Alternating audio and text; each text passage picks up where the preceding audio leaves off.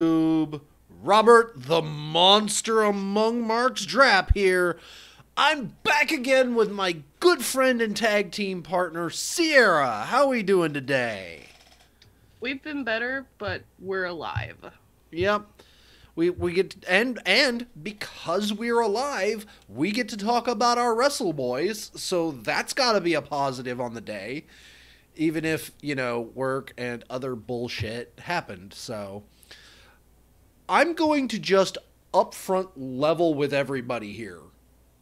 I didn't get a chance to watch 205 live. I did not. And it was in no small part my own fault because of two reasons. One, my work was a dick and they were like, "Hey, we need you to stay until 6 o'clock." I'm like, "No, get fucked."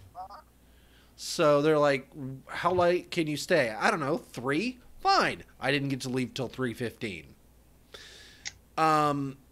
The second reason it is entirely my fault is because Destiny has been sucking a lot of hours out of my life. So Yet I'm not seeing any posts about it. I don't need to post about the fact that I'm kicking ass I'm getting my ass kicked rather in Destiny. I would love to see you get mad at. I would love to see you upload footage of you getting mad at the fact that you can't beat Destiny. We'll get there. We'll get there. But let's get to 205 live. I'm going to say it that way now again because I haven't got any other choice. So let me start by saying that on the one hand, this is the go-home show for Super Showdown with the anticipated match for the cruiserweights being Cedric Alexander versus Buddy Murphy. So I can't wait to hear. That's the only thing go home about this show. None of the other cruiserweights have anything to do with Super Showdown. So this, of course, this would only have that big hype for Murphy and Alexander, which is what we started out with, which was Drake Maverick voiceover, giving us the Cruiserweight Championship match breakdown. We see, says that we're going to see interviews and preparations for how each of them are getting ready for this match later in the night. And then he goes over his stereotypical voiceover of what to expect tonight, which is Tozawa and Gallagher and Kalisto and TJP. And holy shit, I wish you had watched this, or at least the first match. I'm going to go back just because I want to see, I actually do kind of want to see Kalisto versus TJP because... No, you want to see Tozawa versus Gallagher, trust me. Okay, I believe you. Especially post-match. Like I said, I entirely believe you. But moving right into Akira Tozawa versus Jack Gallagher with his squad of Brian Kendrick and Drew Gulak. But, oh yeah, Akira Tozawa has nobody. Yeah, Tozawa's got no one. He had Itami, and then Itami kicked his butt, and now he's got no one. So it started off with a lot of nice technical chain wrestling from the two of them. We see Gallagher perform a backslide cover into a near fall. We see Tozawa with a cover and Gallagher bridges out. There's multiple pinfalls by the two of them. It's almost as if they're cartwheeling back and forth between the pinfalls. You know, in that rare thing where they have like their legs locked and then they just move back to back to back. Tozawa gets a big kick and that results in a near fall. We see Tozawa with some chops to Gallagher. At this point, we see Brian Kendrick jump on the apron, distracting Tozawa, which distracts the ref. And we see Gulak sweep Tozawa's leg due to that interference on the other side of the ring. Followed up by a drop kick from Gallagher. At this point, Gallagher takes the advantage, faces Tozawa in the corner. We see Tozawa attempt to get some offense, but Gallagher knocks Tozawa back down.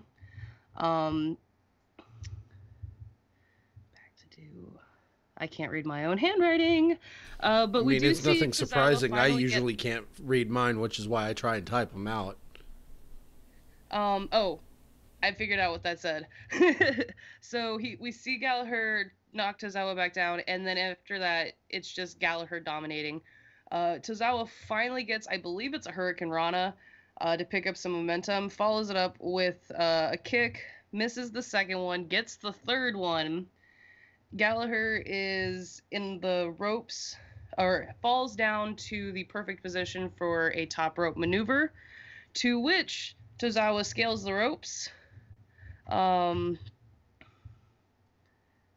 But Gallagher moves, causing Tozawa to then suicide dive onto Gallagher, tosses Gallagher back into the ring, scales the top rope, gets the missile drop kick for a near fall. After this, we see Tozawa get a submission in, to which Gallagher reverses. Gallagher moves into his own submission. Tozawa makes it to the ropes. Gallagher sends Tozawa into the turnbuckle, scales the ropes. Tozawa slams Gallagher.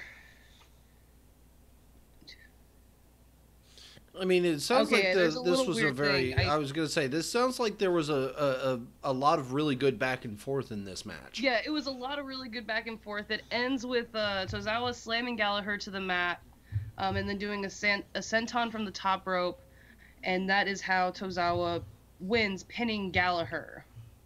Post-match, my dear Rob, please cover your ears, because I do not want you to hear this. I have officially taken off the headphones. I can look at you, but I can't hear you. Okay, so post-mic, we get an excellent promo from Drew Gulak. He says, all right, our team's...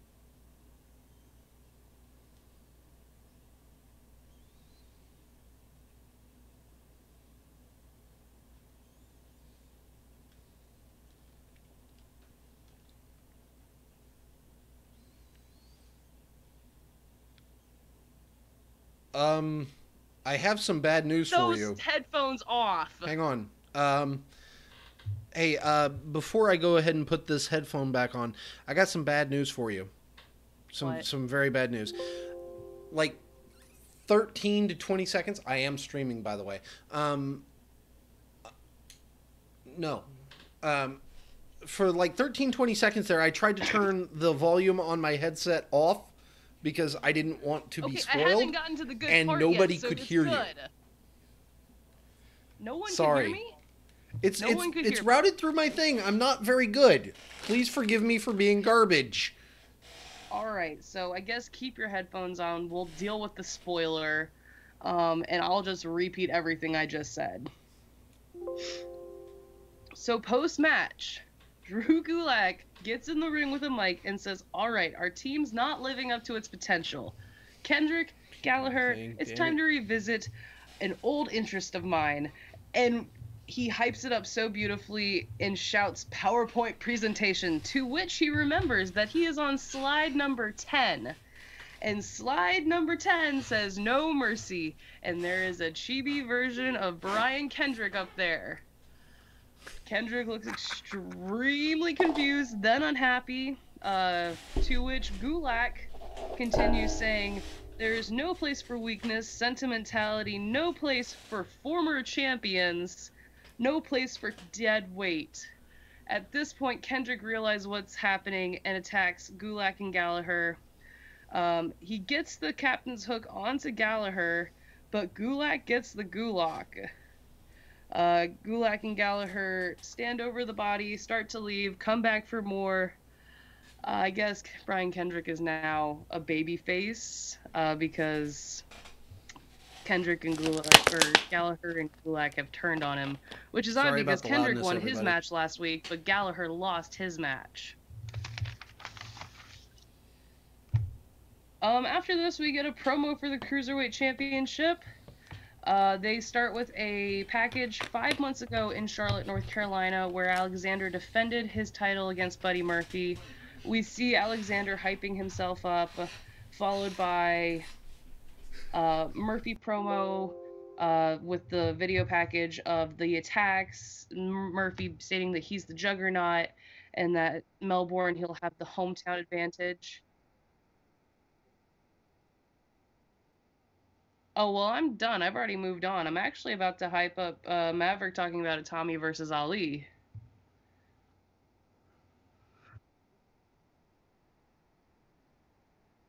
I'm done. I'm sorry. I had I'm to. done. I already did the Cruiserweight Championship promo. I was about to move into Maverick hyping up Ali or giving us the Itami and Ali update. I mean, I was waiting for some sort of signal that I should come back in and at I least just make assumed that you would comments. put your headphones on and were listening at that point. No, I stopped. I didn't want to be spoiled. You told me not to be spoiled. You said you wanted me to watch this myself. So I was like, all right, well, I should listen. I repeated everything that I said. There was a pause. I didn't hear you, and then I moved on. Yeah, I also because I'm sitting here, I have my favorite mug with me, my Star Labs coffee mug. I really love this thing. My favorite tumbler. It's my witch's hat. It is Spooptober.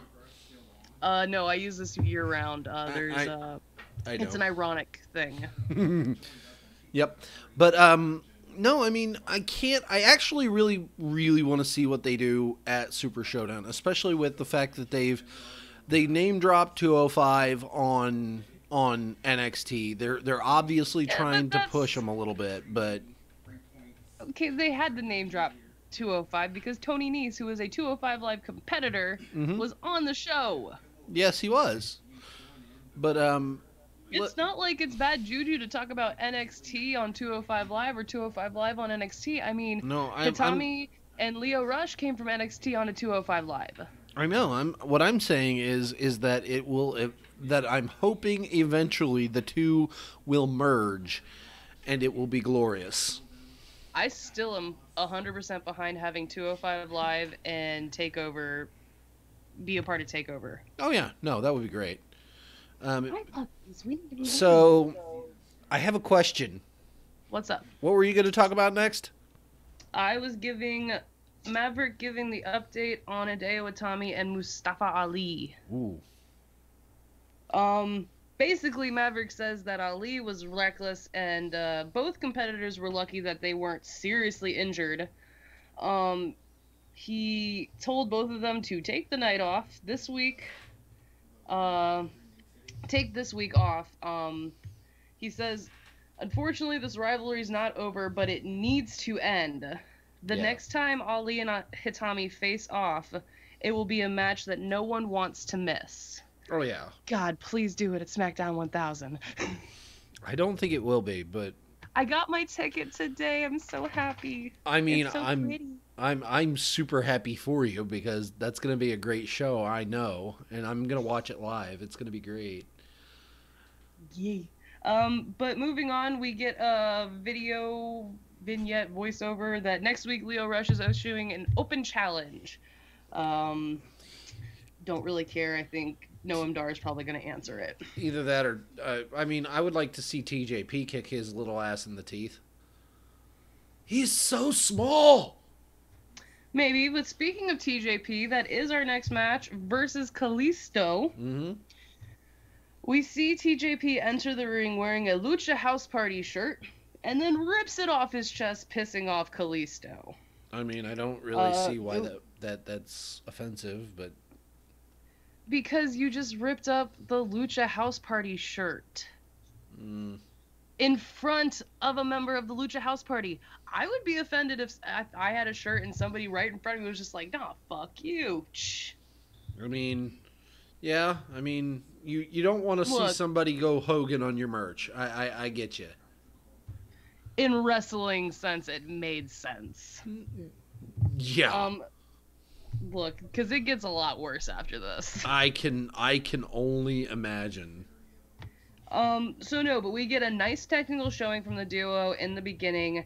They manage to constantly reverse and counter each other while never letting go of their hands. Like, they're both still in the lockup position. This continues until TJP gets a monkey flip, separating the two of them. Kalisto then gains momentarily gains momentum. Mm-hmm. Like yeah, that's a a lot of M's. Yeah, that's a lot of alliteration right there. There was a G in there. It's not an alliteration. Oh, Kalisto gains control momentarily. Pauses to taunt TJP. I can't remember what he did. It's okay. I think, yeah.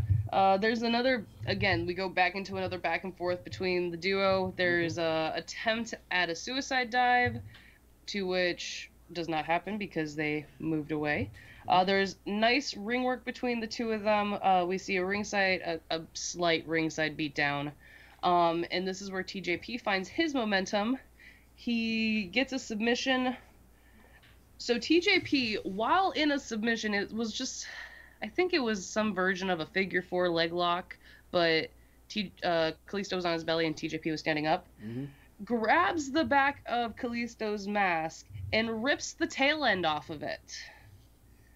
Then stomps Kalisto to the match after ripping the piece of the mask off, causing a near fall. TJP continues his momentum. Kalisto does find some momentary separation. We see TJP with a very, very fancy, I don't know these freaking moves. So it's a fancy middle rope maneuver into a submission. Kalisto flips for the near fall. So he's in the submission and then is able to flip TJP onto his shoulders for the near fall. TJP then focuses on the lower back. We see TJP go to taunt the Lucha House Party dance. I don't know. It's kind of like the Fandango dance, too. And then follows it up with a dab, because TJP likes the dab. And then suplexes Kalisto into a near fall. TJP continues the advantage until showboating from the top rope. Kalisto avoids a rolling senton and gets a forearm and kick to TJP. Moves to the top rope and gets the Mexico City Twister. Gets a flurry of offense, basement Rana into a near fall. We see Kalisto go for the Selena del Sol, only for TJP to fight. I still can't read my handwriting. That's okay. So he basically found a way to counter it. Yeah. Fights for the counter. Kalisto delivers a kick, goes to the top rope. TJP delivers a kick while Kalisto is on the top rope, knocks Kalisto off the top rope into a near fall. TJP then scales the top rope. Kalisto kicks him on the top rope. TJP slumps on the top turnbuckles. We see Kalisto and TJP exchange some offense while on the ropes. We see Kalisto kick TJP again and then get a victory bomb from Kalisto into a near fall, TJP kicking out. At this point, TJP dropkicks Kalisto's leg, goes for the knee bar. Kalisto quickly counters into a near fall. At this point, TJP does successfully lock in the knee bar, to which Kalisto quickly grabs the bottom rope. TJP tries to rip off the mask,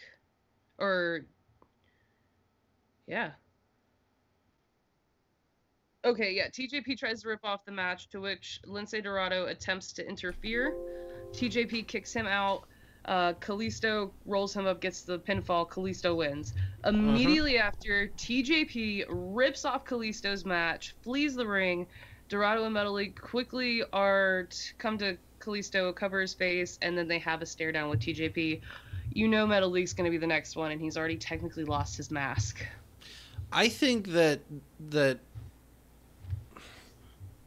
it's a dirty pull. He doesn't care. I want to see like a stipulation match between these guys. Give them something, you know. I mean, that's how rivalries in my head progress. It's like you don't get more out of it until you up the stakes a little bit. and a submission or a extra stipulation match definitely helps that go through. And in this case, with 3-on-1, basically, it's kind of looking like the stipulation might be a handicap match, because that would give the faces the numbers game and really allow them to extract some vengeance. Yeah, but then TJP would just turn around and say the only reason he beat me is because it was 3-on-1. Well, yeah, no, you're definitely going to give ammunition to the heel no matter what stipulation you pick. That's the fun part. So, let's hit this button. It did the thing, which puts us. He's so happy. I am, because we're in NXT. Oh God, the fucking start of this show. The start of this show with just cold open Nikki Cross in some sort of hallway losing her goddamn mind about facing Bianca Belair again. Yep, I mean, she says, I'm just going to go ahead and cut you off. She basically says, you know, games are fun. We had fun last time, Bianca. We need to play again. I hope you're not afraid. We didn't behave last time. Speaking of bad behavior, and then just continues to repeat, I know. She's definitely talking about the Aleister Black thing. Oh yeah, no, there's no question that they're playing into Nikki Cross knows who did it, and she's not saying anything. So it kind of it's okay, but I want to see. I thought that today we'd get a little bit of closure on that, but we didn't get anything, and I'm actually kind of pissed because I wanted to see at least something. It didn't have to be anything major, just something. And well, how far ahead does NXT record? I think they record 3 weeks at a time. Like they do.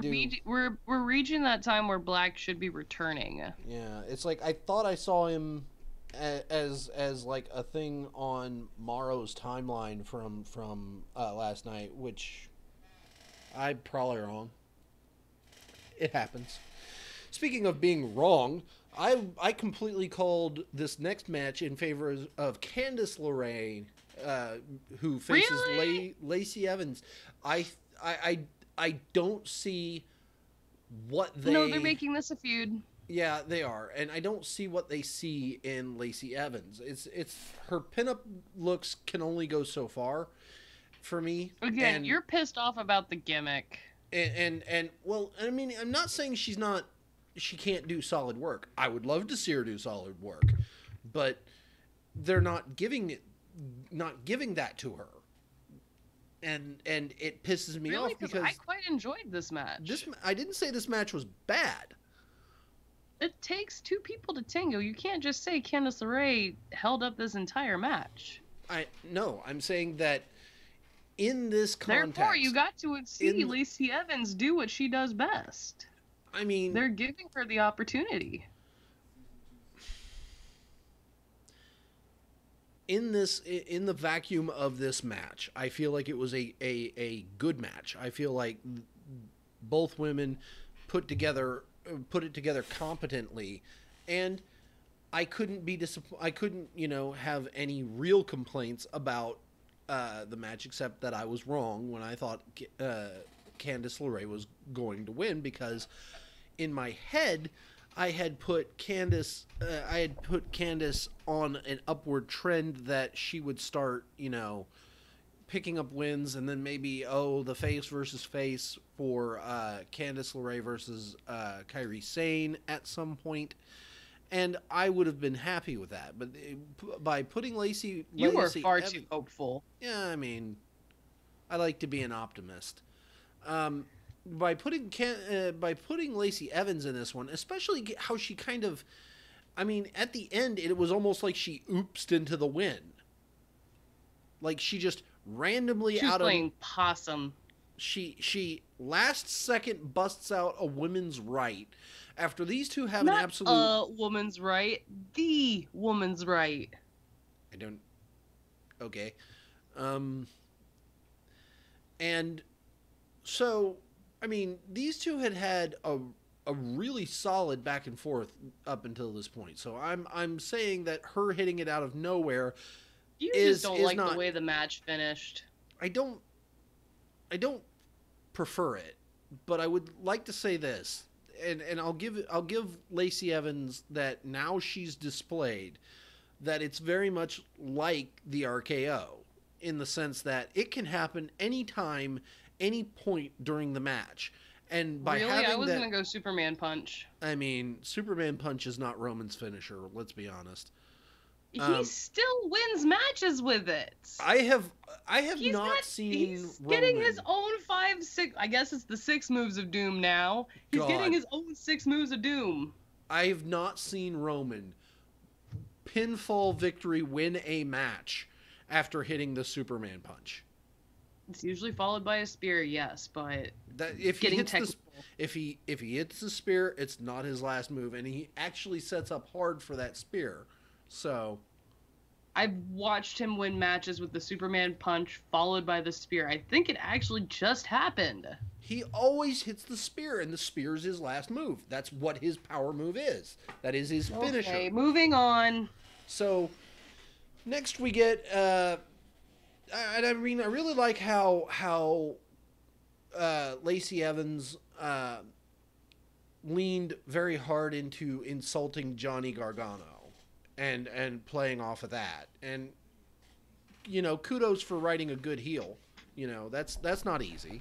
So we get that wonderful piece of back and forth, followed by the hype for the North American Championship triple threat. Oof. I want to sit down with a cold beer in that match. Yeah, that's next week, so I get your know. Four Loko. Actually, I'm probably going to try and spring for something a little better. We get a Forgotten Sons hype video saying that they're competing tonight because... Next. Let's move on. We get a Tommaso Ciampa video package against the Velveteen Dream. Yeah, so he says, everyone tries to knock you down. When you're the champ, everyone tries to knock you down to steal your spotlight. Then proceeds to call the Velveteen Dream out, says, be careful, Dream. Keep your thoughts to yourself. Stay out of my spotlight. Yeah. And then he also says, if you're not careful, I'll turn the dream into a nightmare. That was good. So, I mean, this is... So these two matches, this match we just saw, the Lacey Evans, Candice LeRae, and then the Ciampa promo, and if we take in the Dream promo, two very different ways to start two very good feuds. Oh yeah, I would actually like to see Tommaso Ciampa versus the Velveteen Dream for the NXT Championship at War Games. That would be amazing. Next we get some jobbers versus the Forgotten Sons. I have their names. Okay, go for it. What were their names? These poor, Up unfortunate next, souls. we have the team of Vinnie Nixon, Cesar Rise, and Tori Kirsch versus Steve Cutler, Wesley Blake, and Jackson Riker, aka the Forgotten Sons. Okay, one of the guys in the middle of the jobber trio. The one with the ringmaster coat? Yeah, he very much reminded me of like a nega Brian Kendrick. He's the I was nega looking Kendrick. for like the manager for the Vaudevillains. It fucking works though, yeah. Obviously the Forgotten Sons just crushed these fools. Yeah, holy slingshot powerbomb. Oh yeah, that was really good. And one of the guys, was it Cutler? Was wearing a nose guard. Like, yeah, Cutler had the nose guard because he broke his nose against the Street Profits. Yep. And he's like, and I'm not gonna lie, just full disclosure, he comes out and he's got the mask on top of his head and then he slides it down while he's up on the top of the ring post, and I'm thinking, Jesus Christ, are these guys just full leaning into bondage gear now? What the shit? Come on.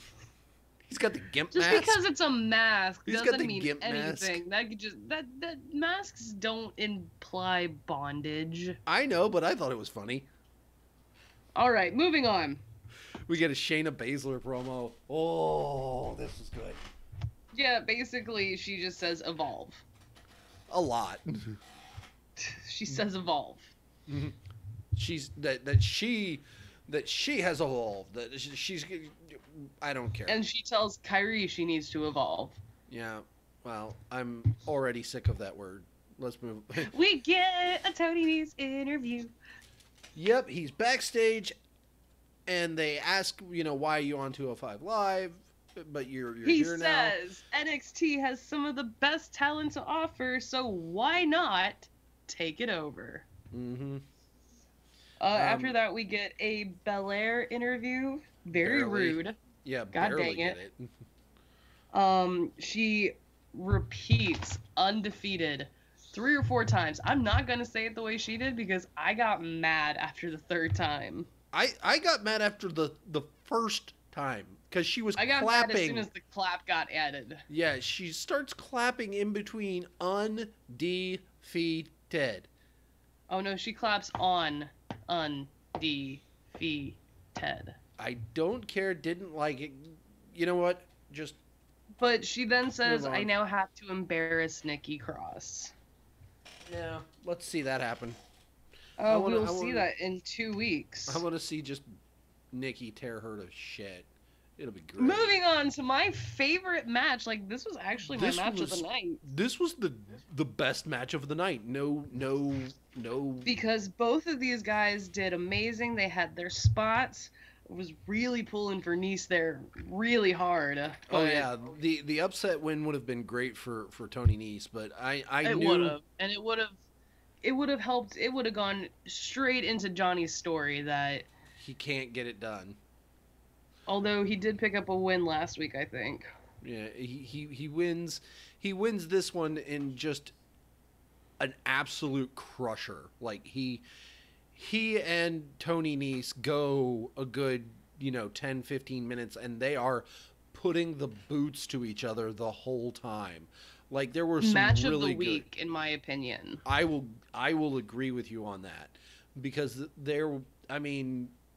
just the back and forth, the athleticism of Tony Nese, and the absolute striking ability of Johnny Gargano, it was just great. People don't realize how fast Tony Nese is. Yeah, and the flips very he put early on... into this match, we see Nese get taken out of the ring, and we see Gargano go for a dive, only for Nese to already be back in the ring and plow him. Yeah, it's amazing. It was a damn good match. Like I said, Johnny Gargano eventually ends up locking in the Gargano escape and winning via submission. Next up, we have an Oney Lorcan and Danny Burch video promo, basically going over all their ups and downs. I want to see them back in title contention again. They deserve it. Oh yeah, I think by putting that package out, it just shows you, that they're still here and they'll probably still be in title hunt. Oh yeah.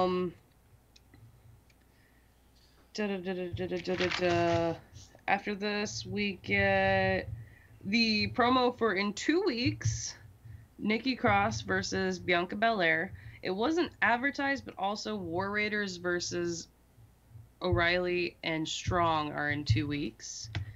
And then we're told that next week we will get Keith Lee versus Kona Reeves, and then the North American Championship Triple Threat will be the main event. That's going to be a damn good show right there.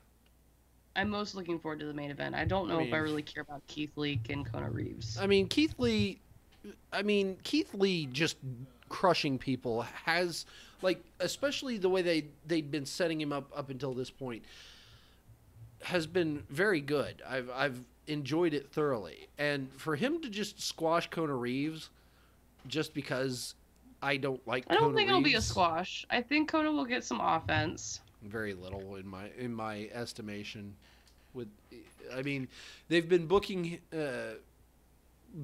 Keith Lee with so many other super strong enhancement talents that it's hard to see that Kona, and especially Hold when you up, look at Kona's last Speaking, Kona match. has beaten other wrestling enhancement talent. No, Who's I've who's seen. the ex lucha wrestler? Yeah, but was he a big beefy boy? No, he was thin. Yeah, that's the point.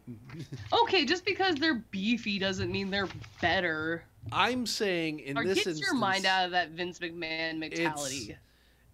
It's hard to say that the strength of Keith Lee can be overcome by the speed of Kona Reeves, especially because I haven't seen much that puts faith, or rather that puts paid that I should have faith in Kona Reeves. But moving on. Look, I think it'll be a back and forth because a lot of people have been getting little pushes as of late. That wouldn't be bad. Moving on, though, we have our main event, Lars Sullivan versus EC3. Cool. So before we even get to match, we get Sullivan's entrance. We get the silhouette. The weird. And then we get EC3, who points to the E, forgets the C and the 3, and just runs and bolts and gets Sullivan before the bell rings. Although they rang the bell before Sullivan's entrance, and then they rang the bell again. I completely missed that. I completely missed the first bell ring. But yeah, this I mean, they ended up getting bloody on this one. Yeah, EC3 got hit in the head. I didn't Sullivan like cut his back? No, those were just welts from the multiple times EC3 threw him into the stairs. Yeah. Because they pointed that out as soon as the bell rang. It's just like, look at Sullivan's welts. What are those? So, but no, at the start of the match, we do see Sullivan and EC3 on ringside. Sullivan continues to grab at EC3's throat, only for EC3 to send him into the ring steps. This happens 3 times, causing those welts. Mm-hmm. We see EC3 get in a few chops, goes to lift Sullivan, and Sullivan clubs and gets his knee up to hit. I feel like the knee almost looked like he was afraid to get lifted up. Yeah, like he wasn't ready for that. Because it looked more like a flail. Yeah, like he tried to play it off, but he wasn't ready for that one. I think that they had scheduled that for a little later. But then we see Sullivan send EC3 into the corner. EC3 dodges a spear, causing Sullivan to get his shoulder into the ring post. Mm-hmm. You know, because we always see one of those in a big man match. It's true. Very true. But, at this point, we see EC3 get Sullivan up on his shoulders and gets a near fall. We see... Hold up. So we see Sullivan send EC3 into the corners multiple times. And Mauro Ranallo with the whispered, almost, it felt like I was watching an episode of Croc Files. But look at the resilience of EC3. Yeah, there was also one where he seemed to try to help Nigel McGuinness by reminding him it was like, what was it, the lunatic lugophile? Yeah. Yeah, he like whispered that. Like, I guess he forgot to cut his mic when he said it. Oh no, Nigel just didn't say the entire saying. He only said lunatic. Yeah. Because he did. I think, like I said, I'm pretty sure it was like he knew he had to say it, but he couldn't remember. Mauro can get them alliterations in. Oh yeah, no. Mauro Ronaldo, please narrate my birthday. It would be fucking amazing. So, but after this, we see EC3 go to the top. He gets a drop kick off, and then he gets the face lock leg sweep. To this point. To answer this, Sullivan flattens EC3. We get the momentary momentum shift. EC3 gets thrown away, Sullivan clobbers him, but EC3 kicks out at 1. We Yup. see EC3 with the German suplex Yeah, right into into. Was it? I think it was supposed to be a diving crossbody, but he just kind of missiled down. That's Yeah. where he. After that I noticed he was bleeding near his eye. Yeah. I Um. think it was like but the way he hit that German was really really good. Yeah. This moves into a near fall. At this point, EC3 goes for a strength move, and Sullivan fights out of it. We see Sullivan go for the freak accident, but EC3 continuously elbows Lars in the face. Hmm. We see the captain's clothesline from EC3, which sends both of them ringside. At this point, we see Lars Sullivan hit the freak accident on the apron, climbs the top rope, hits a diving, falling headbutt to EC3, and Sullivan pins EC3. That was not diving. He literally just was like clunk. I was gonna say, I think the thing you needed to do was the cupped hands for the brackets. It's like he was actually just face planting. Just fucking ate shit right there. Boom. Okay, so diving, falling, face planting. No.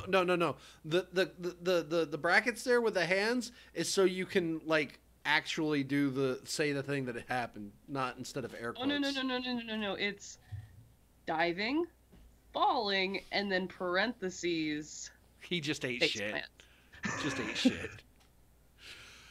Oh, but overall, this was the end of NXT and our show. Yeah, I mean this NXT was fine. I was hoping for Aleister Black things, but it didn't happen. So give it time, let it mature, let it ferment like a nice wine. It already has in my head. No, it hasn't. But that's just because I'm impatient. But yeah, you are. Quiet. Quiet. I want to thank you all for watching. She might make the list. No, you're gonna make the list. I don't have a list. Damn it. I do. Please like, comment, subscribe, share, all those wonderful things down below. Hit the bell for the notifications. Follow the show on Twitter at InMoshPit.